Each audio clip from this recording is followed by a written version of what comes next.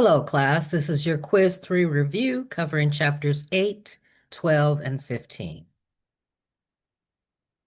The 7 components of physical fitness are cardiorespiratory fitness, muscular strength, muscular endurance, metabolic fitness, flexibility, functional fitness, and body composition. Additionally, there are 3 other components that may also be used, which are balance, coordination, and agility, speed, and power. The number of reps of the same exercise is a set. Which medical condition occurs when bones lose mineral density, become soft, and are more susceptible to injury? That, of course, is osteoporosis. Osteoporosis is referred to as the silent disease, and those that are most at risk are postmenopausal women, especially those who are white or Asian, people with a family history of osteoporosis or hip fractures, individuals who have taken long-term corticosteroids, and those with low body weight, low calcium intake, or a sedentary lifestyle. Screening recommendations for women are age 65 and older. However, there are no standard screenings for men. One complete movement of an exercise from start to finish describes reps.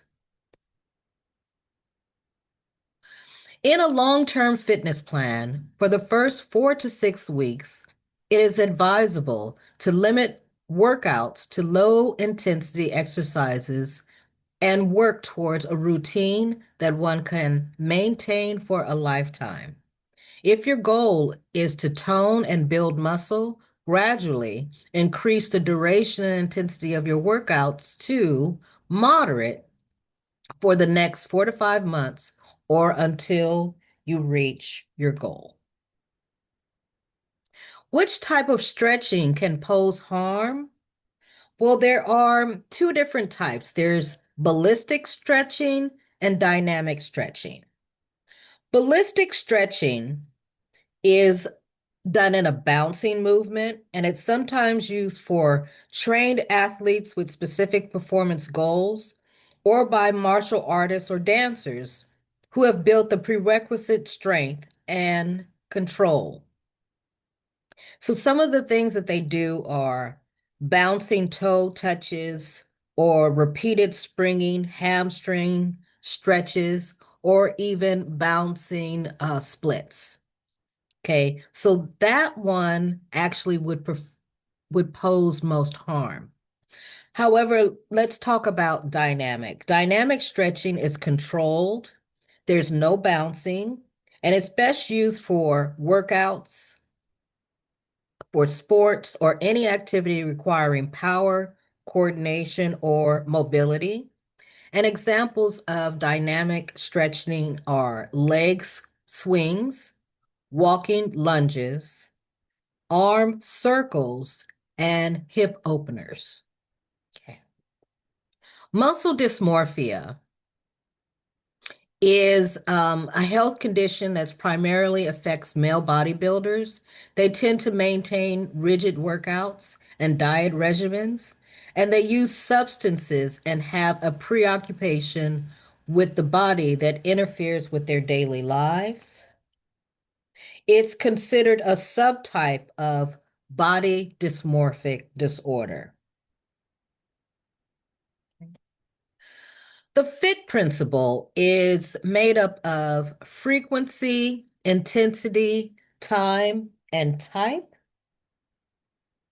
And this principle helps tailor workouts to goals. So if you're looking to lose weight, gain strength, endurance, or flexibility, FIT might work well for you. It helps to prevent plateaus by adjusting one variable at a time. It supports safe progression and reduces injury risk.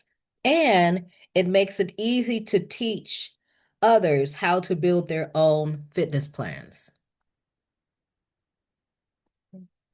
In the Alcoholics Anonymous 12-step program, the hardest step for addicts is admitting their addiction. Admitting their addiction threatens their identity, coping strategies, and a sense of control all at once. Addiction becomes a coping tool. It's not just a behavior. Shame is a powerful silencer. Loss of control is terrifying. Fear of what comes next is one of the biggest issues for this person because they can't see the future. Denial is a protective mechanism, and addiction rewires the brain to think negatively. And when we think that people will stop what they're doing once they hit rock bottom, I'm here to share with you that rock bottom is a social myth, and people quit when they feel safe, supported, and seen without judgment. The only type of behavioral addiction that is officially recognized as a psychiatric diagnosis is gambling disorder. Caffeine, or actually, let me go back for a second. I want to add to that gambling disorder is the only behavioral addiction formally recognized in the Diagnostic Statistical Manual 5 alongside other substance use disorders. And who's most affected? These are those who are impulsive, who have trauma histories or mood disorders, people who are exposed to high reward, high risk environments such as casinos, sports betting, or online gambling. But what's most important here is that the increase in number of gamblers is highest among college age students or young adults because of these online platforms and sports betting apps. Okay, moving on to psychoactive. Caffeine is the most widely used psychoactive drug in the world.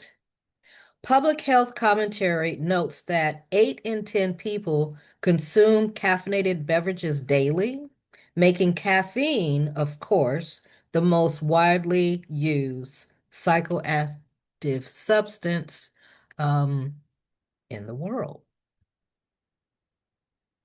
This disorder has a similar effect on the brain and behavior as other addictions, that is gambling. Okay.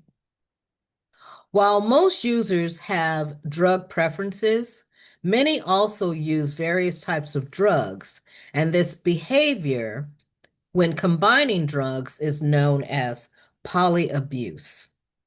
Some of the most common pairings are cocaine with methamphetamine, caffeine and prescription stimulants, energy drinks and alcohol, MDMA and alcohol, MDMA and cannabis, and also methamphetamines and opioids, also called speedballing. And the reason why people combine drugs is based on the effect that they're trying to create, avoid, or even balance out some of the drugs that they've done. The class of drugs known as amphetamines triggers the release of epinephrine, which stimulates the central nervous system. A pattern of substance use resulting in a negative consequence or impairment describes drug abuse. Tetrahydrocannabinol is the principal psychoactive ingredient in marijuana, also known as cannabis. Cannabis use is very popular, especially among high school and college age students. 420 was just yesterday. And it's an informal cannabis holiday celebrated every year on April 20th at 4:20 p.m. by both consumers and advocates.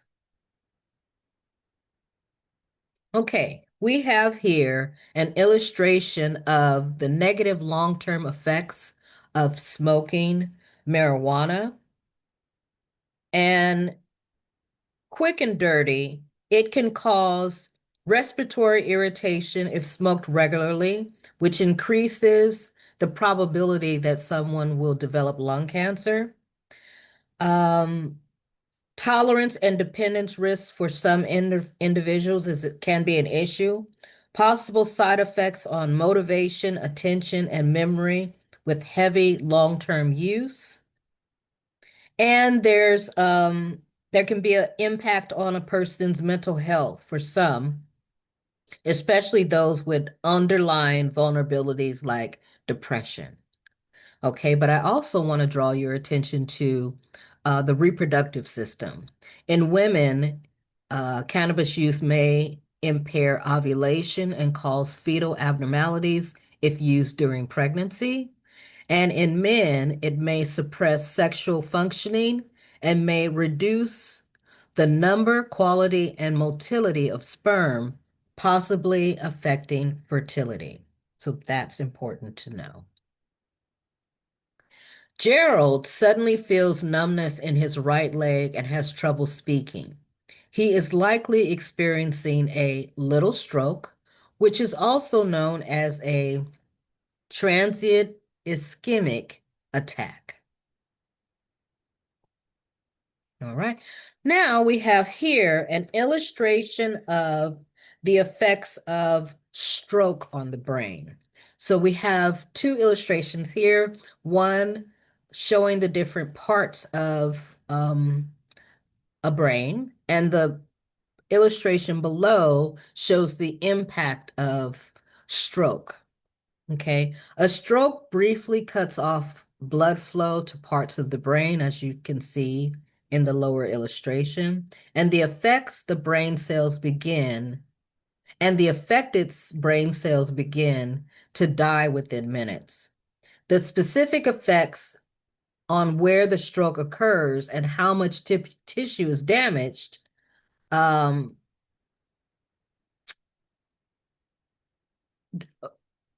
determines the extent of whatever that problem is, the problem it caused. So here are some common patterns that appear as a result of a stroke. Loss of function in the affected regions, such as speech, memory, vision, hearing, and reasoning. These areas of the brain no longer operate normally once they're affected. The opposite side body effects, um, meaning that a stroke on the right side of the brain affects the left side of the body and vice versa. Many experience motor and sensory deficits such as weakness, paralysis, numbness, or loss of coordination. Some experience speech and language problems, especially those who had damage to the left hemisphere, which impairs speech, language, and the effect is aphasia. The person is unable to communicate effectively. And lastly, emotional and behavioral shifts also occur as a result of strokes. Okay. Jim has at least three symptoms: a waist circumference greater than 40 inches, triglycerides above 150 milligrams per deciliter, blood pressure higher than 130 over 85, blood sugar greater than 110 milligrams per deciliter, and or low HDLs or high density lipoproteins. And if he has at least three of these, he shows signs of metabolic syndrome. Okay. Insulin resistance. Many people with insulin resistance have high levels of both glucose and insulin. Insulin resistance is a major driver of prediabetes, type 2 diabetes, and metabolic syndrome, which we just talked about.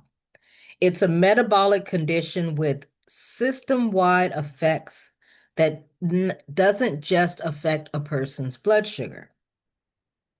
And insulin resistance is linked to weight gain, especially in the abdomen, high blood pressure, high triglycerides or low high density lipoproteins, chronic inflammation, and increased cardiovascular risk. Which part of the heart receives blood from the veins? That would be the atrium. Okay. Which part of the heart contracts to pump blood out into the arteries through a set of valves? That would be the ventricles. Insufficient oxygen to a portion of the heart describes a myocardial infarction, more commonly called a heart attack.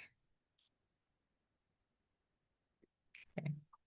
With the physician's authorization, women can receive a mammography at age 20, the gold standard for detecting breast cancer. Well, there are different types of mammography.